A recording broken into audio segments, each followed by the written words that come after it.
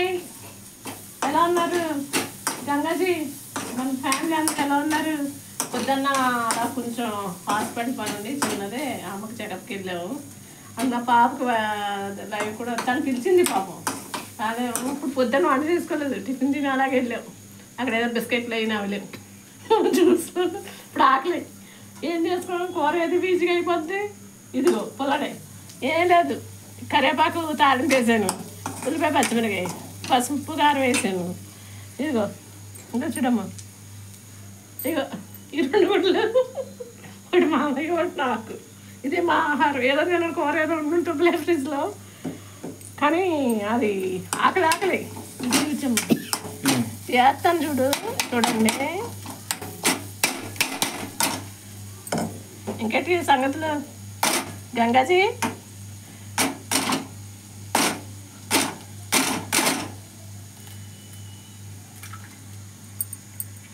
ఇంకేంటి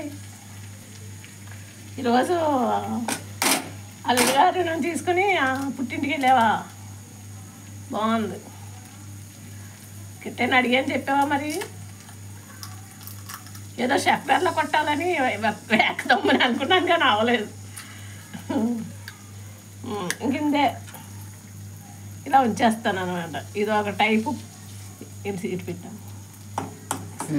ఇది ఒక టైపు పుల్లట. ఏంటి పుల్లట? కోడి పుల్లటకి ఎగ్కి అసలు రోజు తిన్నా బోర్ ఉండదు కదా.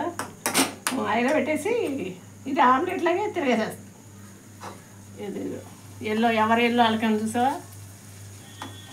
గంగ ఒకటే కాదండి, అందరికీ చెప్తున్నాను. లక్ష్మి, భాగ్య, లావణ్య, అమ్ము అందరికీ అందరికీ చెప్తున్నాను. కొంతమంది పేర్లు తెలియదు, క్షమించాల. జ్యోతులు, ఇండియా రుచులు, ఇక డిన్నర్కి ఏర్పాట్లు అంతే తిప్పేస్తాను.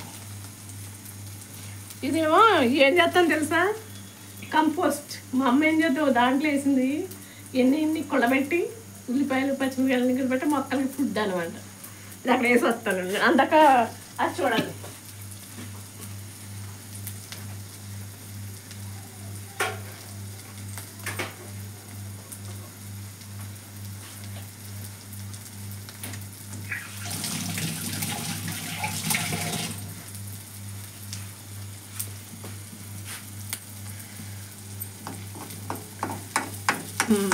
అయిపోయింది. బాగుంది కదా?